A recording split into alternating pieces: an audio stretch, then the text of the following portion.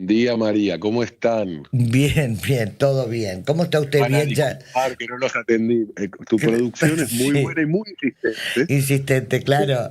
pero, pero generalmente yo trato de aparecer poco Claro, durante la claro. campaña, y aparte que mi A especialidad es mí me daba una bronca porque te veía en TN sentado y yo decía, ¿cómo puede ser que este hombre no me atienda? ¿Qué tiene TN que no tenga yo?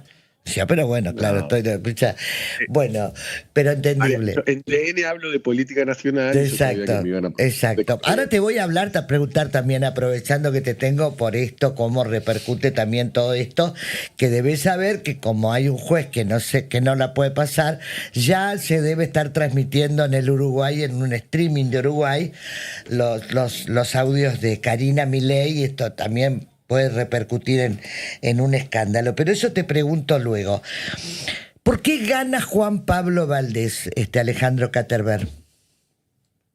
A ver, déjame que te diga mi opinión de lo que conozco, lo que sé, Mm, obviamente, claro. no soy un especialista Mm, mm, el interior y en todas las provincias, pero mm, bueno, estuve un poco siguiendo el proceso de Corrientes.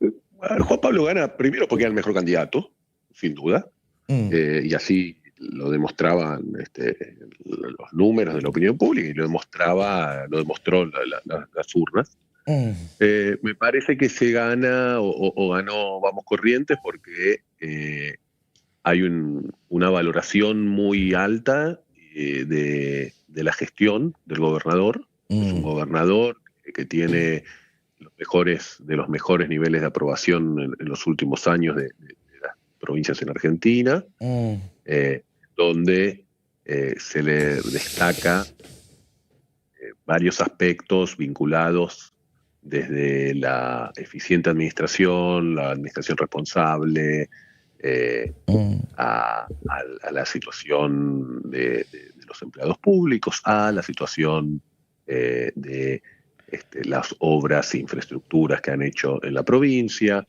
eh, y varios elementos, ¿no? Y distintos sectores, etcétera, etcétera. O sea, mm, hay una buena evaluación del gobernador, muy buena evaluación del gobernador, hay una muy buena evaluación de la gestión. Me parece que las Corrientes lo que observaron es que había un frente que tenía y garantizaba gobernabilidad, garantizaba territorialidad, garantizaba mayoría legislativa, y me parece que hubo una subestimación por mm, parte de las fuerzas opositoras mm, de, primero, la fortaleza política del gobernador, y me mm, parece que hubo una subestimación muy clara mm, de las características, la personalidad y la capacidad de que lo que fue el candidato, ¿no? Me parece mm, que con los resultados quedó en evidencia que simplemente tratar de invalidar a alguien por ser hermano de claro.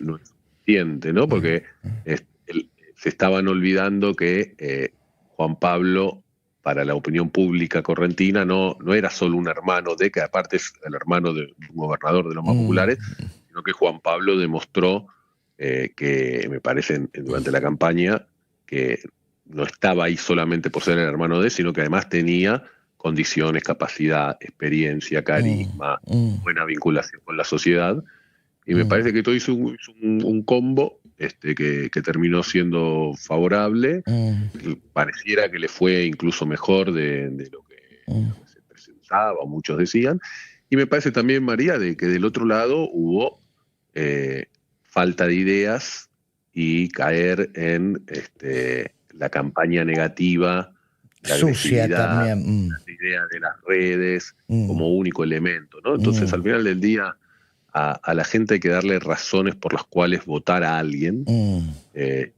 y me parece que una fuerza política era muy contundente en dar las razones de por qué los había que votar, mm, y las otras fuerzas políticas eran menos claras mm. en tratar de explicar o convencer a los correntinos de por qué lo Claro. tenían que votar. Ahora, Alejandro, indiscutiblemente esta campaña, que si bien ha sido corta, virulenta, sucia en muchos aspectos, se habló de absolutamente todo, una misoginia, una sexualidad, se habló de todo, de todo, de todo, de falopa, se habló de todo.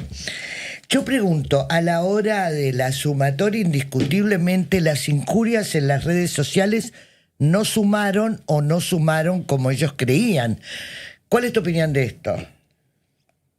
Yo soy un poco clásico, por no decir antiguo, en cómo analizo como analista político y a veces Claro. cuando algunos trabajando en algunas campañas electorales, la cuestión de el uso de los mecanismos por el cual uno transmite el mensaje. Entonces, A ver. acá una cuestión es el mensaje, otra cosa es cómo se transmite o por dónde se transmite el mensaje.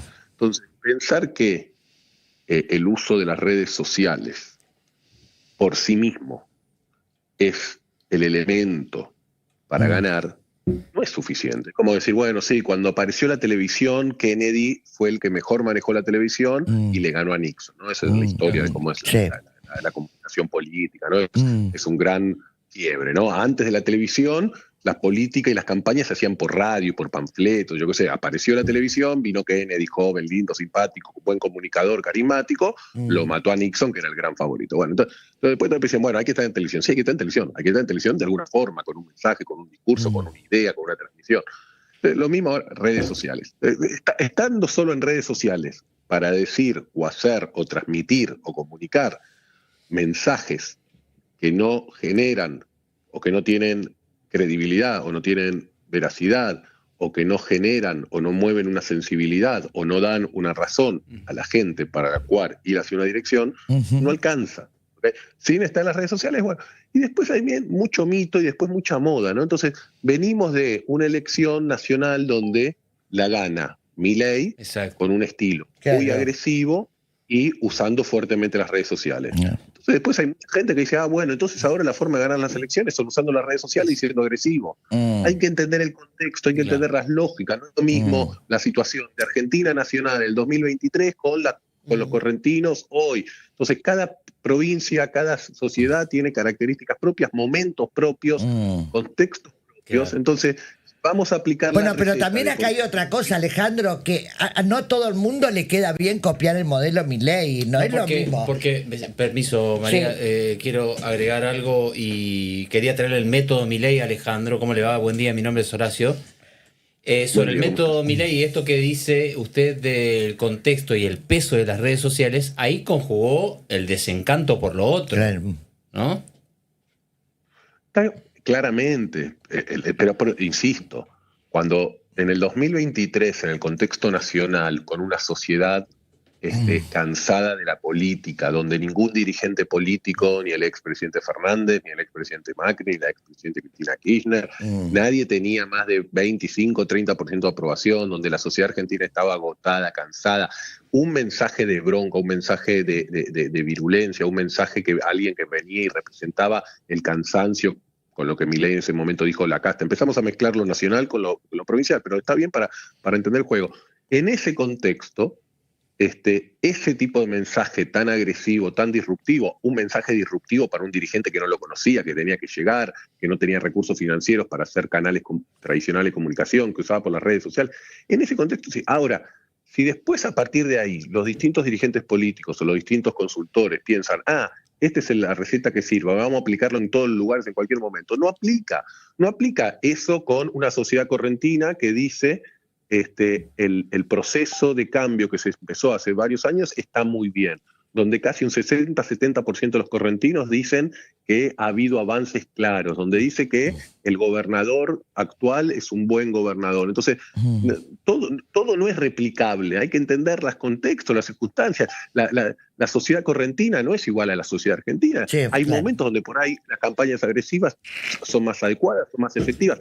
Y en el fondo se trata de darle a la gente razones de por qué los tienen que votar. Bueno, en todo caso, lo que gran parte, me parece, de la oposición en Corrientes daban mensajes intentaban dar mensajes de por qué no había que votar a uno, sin dar mensajes suficientemente robustos de por qué había que votarlos a ellos. Pero en el fondo...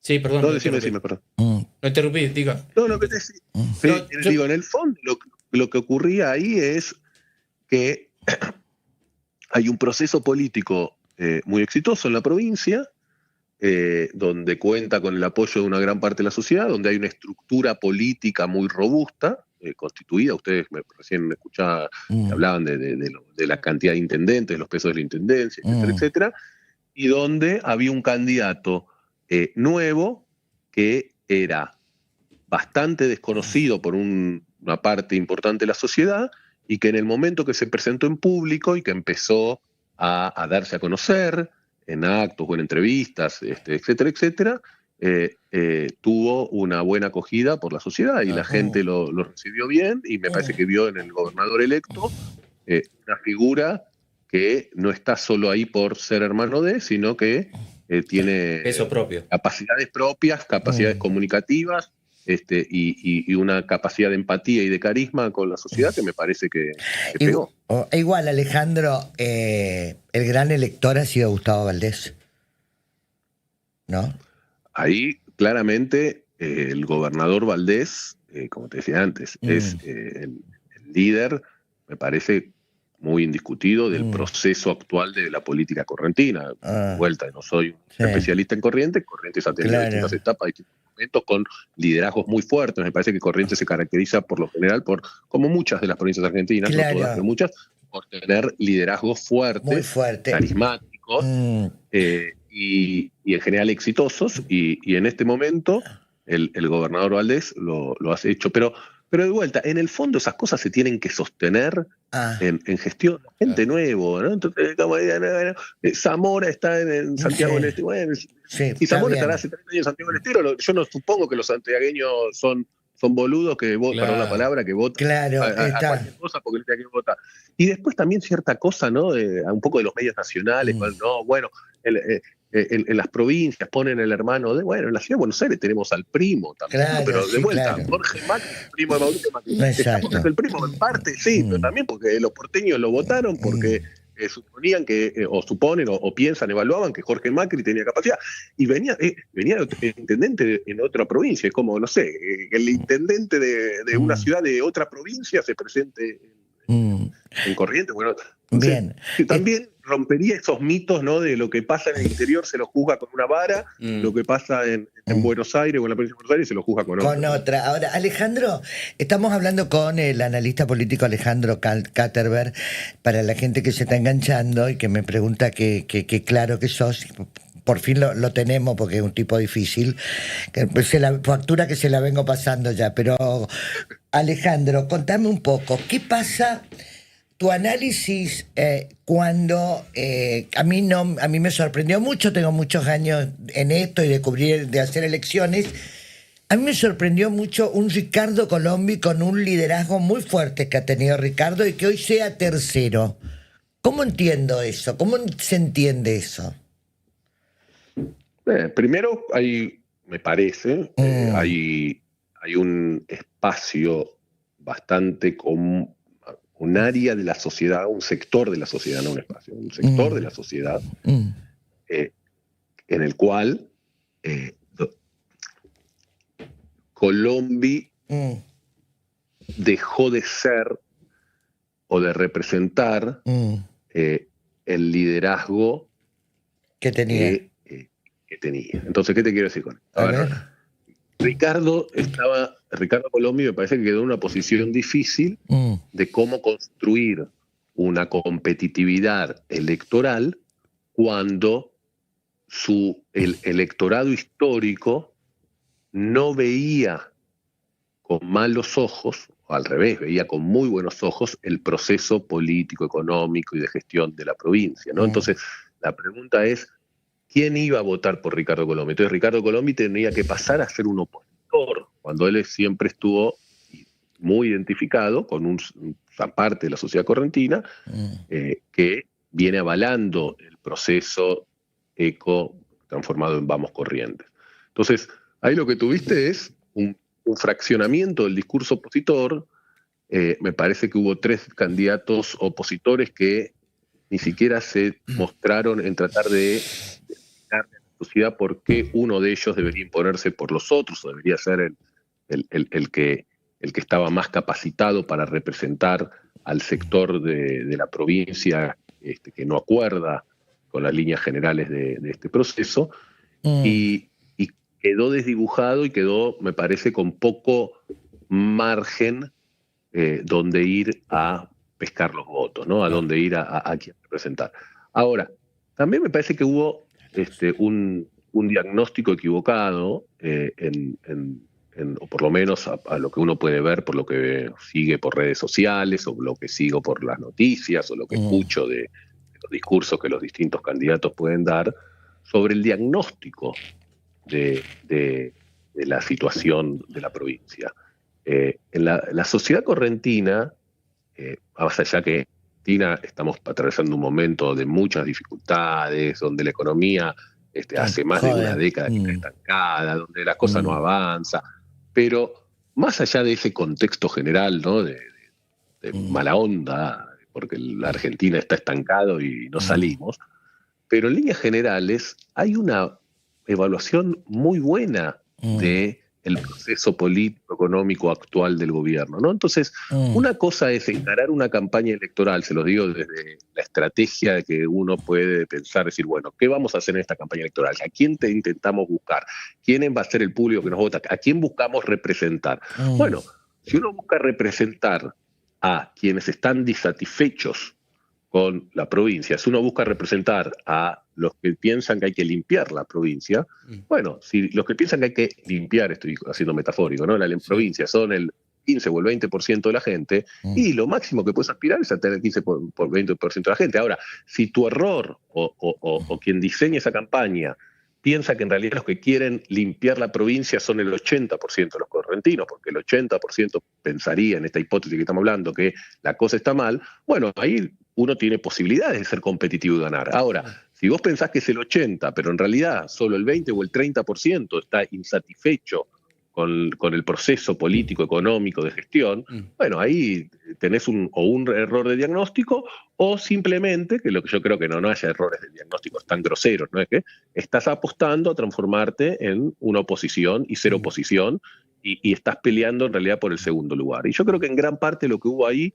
es eso, y recién escuchaban, me parece que ustedes dijeron el titular, diciendo, bueno, el peronismo sale a decir nosotros somos la oposición, y tiene un valor en sí mismo, ¿no? En un proceso, es decir, hay dos alternativas, una u otra, y tratar de ganar el espacio de la oposición. Ahí me parece que estaba en parte esa lucha. Ahora, Alejandro, te quiero preguntar por el abanderado de La Libertad Avanza aquí en Corrientes, que tuvo, según distintos análisis, varios puntos críticos, desde su postulación como candidato hasta su estrategia comunicacional, también el contexto nacional en donde surgen episodios de corrupción, la llegada de Karina Milei, Martín Menem, esa marcha que no pudo ser, que esa caravana que intentaron hacer y que no pudo, bueno, todo en contra. ¿Qué mirada tenés sobre eso? Déjame que te haga dos comentarios. Uno un poco anecdótico, pero que refleja una idea entre lo que uno pretende comunicar y lo que la gente percibe en la realidad, y uno de análisis político a nivel nacional. El primer comentario es, yo de vuelta no conozco en detalle la realidad correntina, se presenta Almirón como candidato, lo empiezo a buscar sus antecedentes, quién es, no sé qué, voy a la página de Wikipedia, y me aparece una descripción que en 2002 había, no me acuerdo qué cargo había tenido, y después salta al 2023. Yo dije, bueno, interesante, no sé, una persona que viene de afuera de la política, digo, tuvo alguna participación en 2002 y después, no sé, estuvo en el sector privado y volvió en el 2023 porque no había nada. Bueno, cuando uno se buscaba un poquito más, alguien editó esa página de Wikipedia, no sé, fíjense ahora si sigue estando, por ahí la corrigieron, pero era muy divertida, ¿no?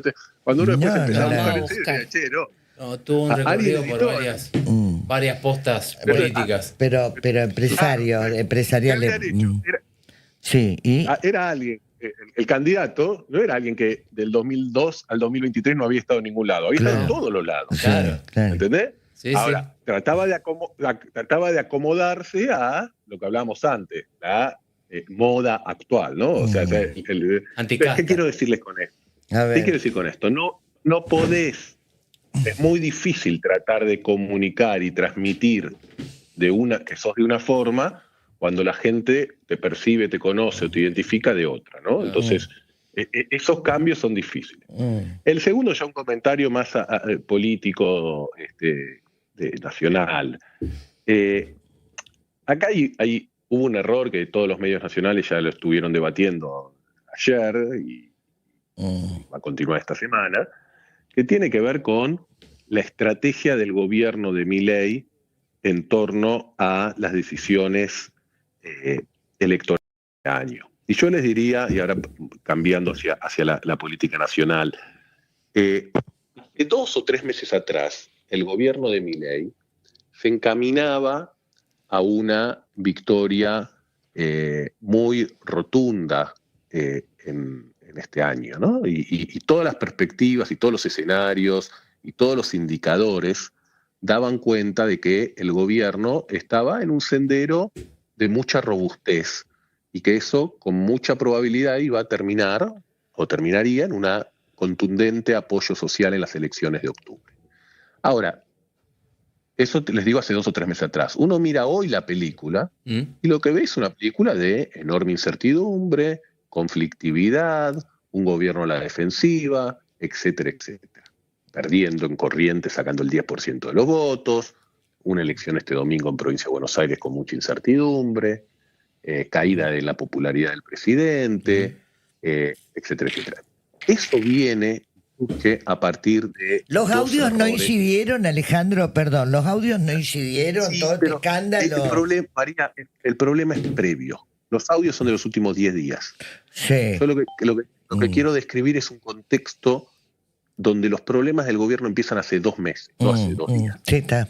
Y los problemas del gobierno comienzan hace 2 meses por 2 errores, los 2 errores autoinfligidos, y yo creo que con la misma raíz que fue sobreestimar la fortaleza de la situación económica y política del gobierno, ¿no? Pensar que la economía ya estaba demasiado bien y que los riesgos eran muy pocos, y pensar que políticamente ya medio podían hacer lo que querían o tenían mucho margen de maniobra y había cosas que evitar. Déjame que te transformo en concreto lo que estoy tratando de decir. A ver. El primer error, el económico, tuvo que ver con el desarme de las LEFI, ¿sí? Donde el gobierno se metió en un laberinto que hace 2 meses que estamos ahí, por ahí apresuradamente, por ahí de vuelta, como les dije, por sobreestimar sus fuerzas, por decir de un día para el otro podemos sacar las LEFI, vamos a avanzar, ni esperemos las elecciones, ni comuniquemos bien o informemos bien a los bancos, no lo coordinemos bien con ellos, vamos, bla, bla, bla. Bueno, eso lo que transformó es que una dinámica económica que venía con mucho crecimiento y mucha estabilidad, y el precio del dólar yendo para abajo de la banda, etcétera, etcétera, revirtió todo. Entonces hace 60 días que en la Argentina discutimos cómo el gobierno le quita volatilidad a las tasas de interés, las tasas de interés se fueron a las nubes, cualquier pyme que tiene que descontar un cheque hoy la tiene que descontar a 80, 90% o 60% cuando la inflación es 20%, o sea, estamos hablando de tasas de interés reales positivas enormes. Eso frenó las cuotas y el consumo, porque obviamente las tasas de interés se fueron para arriba. Y el propio ministro Caputo dijo la semana pasada, el nivel de actividad se va a resentir, pero después que ganemos las elecciones eso va a pasar, ¿no? Pero ahí se alteró una dinámica y se introdujo un ruido en el mercado y en la economía real que no estaba hasta hace 2 meses como consecuencia del error económico que fue las LEFIs. Pero hubo un error político. El error político, y yo creo que en gran medida Corrientes tuvo un efecto muy importante en toda la dinámica nacional que vimos en los últimos meses. El error político del gobierno para mí es no haber transformado en acuerdos electorales los acuerdos políticos que tuvo durante el primer año y medio de gestión, en donde con más agrado, con menos agrado, con más colaboración, con menos colaboración, pero hubo un acuerdo político en donde el gobierno, con gran parte de los gobernadores del país, le permitía avanzar y colaborar mutuamente, ¿no? Obviamente con cumplimientos, con incumplimientos, con negociaciones, pero había un entendimiento. Bueno, el gobierno, ese entendimiento político no lo transformó en un entendimiento electoral, y lo que hizo fue transformarse en un competidor de los gobernadores. Entonces los gobernadores empezaron a ver que con quien venía colaborando se transformaba en alguien que le venía a competir a sus propios distritos, a meterse en la política local, y empezaba y cambiaba la dinámica de la relación. Una cosa, María, es que estemos más o menos con un acuerdo en donde yo no te molesto allá, vos no me molestas acá, nos ponemos podemos poner de acuerdo en algunas cosas y las diferencias las disimulamos. Otra cosa, María, es que vengas a mi terreno a decir, no, ahora yo te voy a competir ahí. Entonces cambia la dinámica. Eso quedó muy claro para la política nacional cuando no hay acuerdo en Corrientes. Claro, ahora no incide también, Alejandro, antes de irnos de ese tema, no incide también, por ejemplo, esta reunión ayer en el 80 aniversario de Clarín, por ejemplo, de todos los gobernadores, que yo contaba hace un rato también que tienen un grupo de WhatsApp entre todos los gobernadores, el de Salta, el de Jujuy, Puyaro, Nacho Torres, esa sumatoria de... Estuvo. Claro. ¿Tuviste? Sí, claro, sí, estuve ahí. Contame. Sí. Esto también incide esta postal también incide en... Sí, pero María, entendé el proceso. A ver. Vos, digo, para que la gente entienda el proceso. A ver. Desde la forma que yo lo viro o lo analizo, por ahí el equivocado soy yo y muy probablemente el equivocado. A ver. Pero lo que quiero decir es, entendamos, vamos a ver la película más grande, María. A ver. Sistema político argentino, después de la llegada de Milei, o como consecuencia, tuvo un quiebre fenomenal. Sí. Entendamos que el 2023 la política me decís, ¿no? La política, el sistema político argentino. Vos pensás que, a ver, Milei llega al poder porque hay una crisis de representación fenomenal. Milei llega al poder porque la gente estaba cansada, desgastada de lo que ya tenía. Entonces, eso después termina derivando en que en menos de 2 años de que llegó Milei al poder, las dos principales estructuras políticas que gobernaron, manejaron este país durante los últimos 20 años, están en crisis absoluta. Nosotros teníamos 2 fuerzas, 2 coaliciones nacionales que concentraban el 80 al 90% de los votos. Juntos por el Cambio dejó de existir hace rato. Los partidos que están al interior de Juntos por el Cambio están en crisis fenomenal. Terrible. El radicalismo renueva este año el 75% de sus bancas en Congreso. Ahora, dentro de 2 meses, el radicalismo por ahí se queda con 10 o 15 diputados nacionales nada más. El PRO es una crisis fenomenal. La coalición cívica va a perder casi el 60% de sus diputados. Los liderazgos que dominaron la Argentina durante 20 años hoy están mucho más debilitados. Mauricio Macri salió tercero en su propia ciudad y terminó acordando un acuerdo con la Libertad Avanza, donde básicamente así que aceptaba todas las condiciones que le ponían. El peronismo también en un proceso de reconversión. Sí. La expresidenta Cristina Kirchner está con prisión sin poder participar políticamente y más allá de eso, con un cuestionamiento interno que ya no solo era del peronismo, sino del propio kirchnerismo, en una disputa con el gobernador Kicillof, que empieza desde el año pasado, donde uno ve y escucha declaraciones de figuras que antes eran como el Cuervo Larroque acusando a Máximo Kirchner. O sea, toda una estructura donde el poder central de la Argentina, donde los partidos y los liderazgos centrales de la Argentina se fragmentan, se diluyen, se caen. ¿Qué emerge ahí, María? Los gobiernos locales, los gobernadores, la política local, la política fragmentada. Entonces, hoy cuando uno analiza la política en la Argentina, ¿quién tiene la mayoría en el Senado de la Nación? Nadie. María, ¿cuándo en nuestras vidas el peronismo no tuvo la mayoría del Senado? Claro. Sí. Hoy no la tiene nadie. Hoy no tiene nadie la mayoría en el diputados, no tiene nadie la mayoría en el Senado, porque está todo fragmentado, porque está todo dividido y donde crece la autonomía, el poder, la independencia, el rol de los gobernadores. Entonces los gobernadores empiezan a tener mayor autonomía política, empiezan a tener mayor autonomía económica. Muchas provincias que antes no tenían ningunos recursos propios empiezan a tener recursos, por ejemplo, todas las provincias del oeste, ¿no? De las que uno llama provincias RIGI, donde empiezan a tener proyectos de minería, proyectos de energía, de gas. Empieza a haber provincias que están mejor administradas, Corrientes, por ejemplo, Santiago del Estero. El otro día me pasaron unos datos que están en las redes sociales.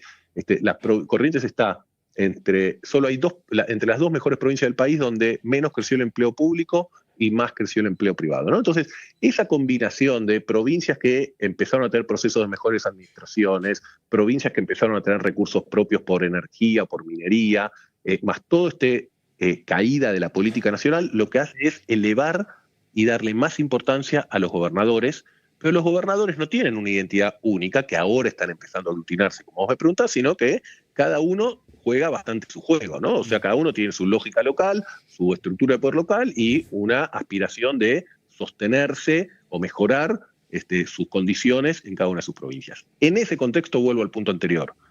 El gobierno nacional venía teniendo el proceso electoral hace 2 o 3 meses una buena vinculación o acuerdos implícitos o explícitos con la gran mayoría de los gobernadores. En vez de transformar esos acuerdos políticos en acuerdos electorales, como pasó en Chaco, que es la excepción, en la gran mayoría de las provincias no lo transformó. En Corrientes fue una de esas.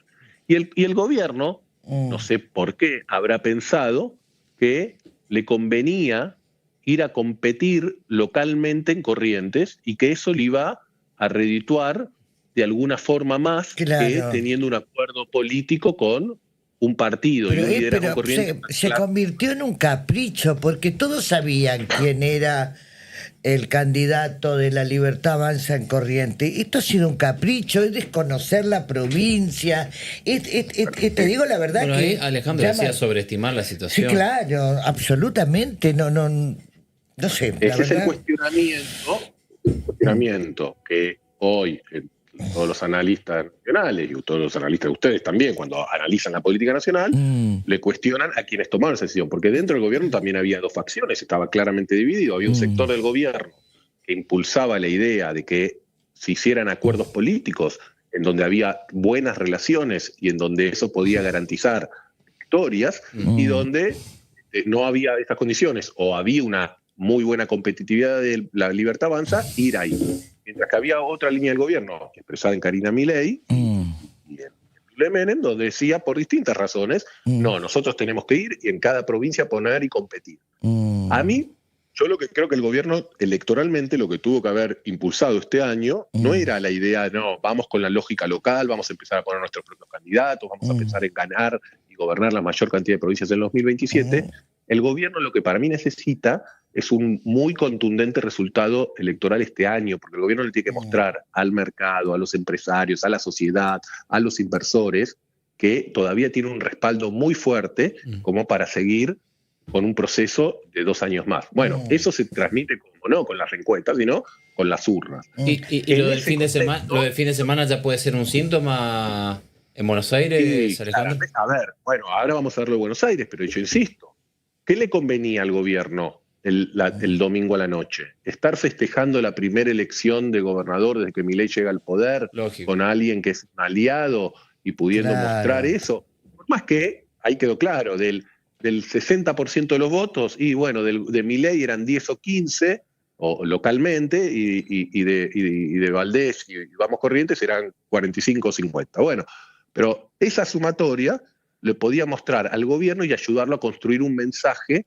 de mayor contundencia. No, prefirieron ir por la local, y eso que pasó en Corrientes después rápidamente se leyó por muchos otros gobernadores que venían en el mismo proceso, diciendo, bueno, ya, si el gobierno no acuerda con Valdés en Corrientes, en donde están casi todas las condiciones dadas para que acuerde, no va a acordar en el resto. Eso a su vez hizo la respuesta de los gobernadores que vos me estabas preguntando, María. Empezó a ver fotos, empezó a ver agrupaciones, empezó a ver respuesta en el Congreso. Los gobernadores le dijeron, mirá, nosotros tenemos nuestro músculo también. Vamos a la pelea por los ATN. Cuando fueron por la pelea de los ATN en el Congreso, el kirchnerismo le dijo, muchachos, ustedes quieren sacarle esto al gobierno, pero necesitan de nuestros votos. Porque esto es importante. Los gobernadores, cuando uno mira la fuerza de los gobernadores, todos sumados en el Congreso, no tienen una mayoría, pero sin el apoyo o acuerdos con gobernadores nadie la tiene. Ni el kirchnerismo, ni el gobierno, ni nadie. Entonces el kirchnerismo le dijo, muchachos, si vamos por los ATN, vamos por las jubilaciones también. Hicieron las jubilaciones, el gobierno las vetó, el veto a las jubilaciones, el veto a los temas de discapacidad, el tema garra, el tema salud pública, todo eso no es muy popular. Eso afecta a la popularidad del gobierno y eso afecta nuevamente además al clima de inversión en la Argentina, porque vos sos un inversor en Argentina, o vos tenés con tu plata, te compras un dólar, una acción o un bono, y querés confiar en cómo le va a ir al país, y decís, bueno, pará. Si veo que el gobierno perdió el control total del Congreso, que ahora el Congreso incluso está discutiendo cambiarle las leyes que regulan los decretos para que a partir de ahora mi ley no pueda tener la misma libertad que tiene actualmente para sacar decretos. Si veo que el gobierno casi no puede ni sostener sus vetos, lo que me está mostrando es un gobierno más débil políticamente, no más fuerte. Si vos ves un gobierno más débil políticamente, te empezás a asustar y decís, che, mejor me compro un dólar en vez de... Toda esa dinámica económica que ya sabemos. Bueno, todo eso para mí viene disparado en gran medida por el no acuerdo en Corrientes.